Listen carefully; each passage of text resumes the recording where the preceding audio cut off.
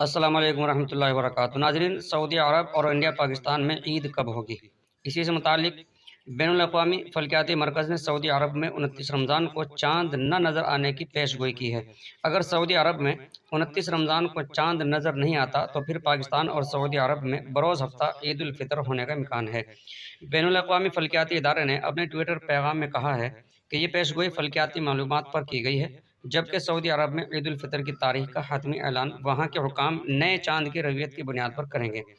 याद रहे कि इससे कबल खबर आई थी कि सऊदी अरब में ईद उल फ़ितर जुमे को होने का इम्कान है। दूसरी जानिब माहिरीन फ़ल्कियात ने पाकिस्तान में 30 रोज़े होने की पेशगोई करते हुए ईद उल फ़ितर के हफ्ते के रोज़ होने का इम्कान ज़ाहिर किया था।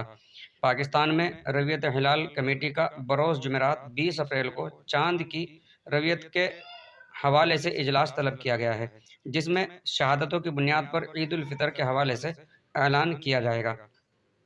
अगर सऊदी अरब और पाकिस्तान में 29 रमज़ान को चाँद नज़र नहीं आता तो फिर सऊदी अरब, इंडिया और पाकिस्तान तीनों ममालिक में ईद उल फ़ितर एक ही रोज़ होने का इम्कान है।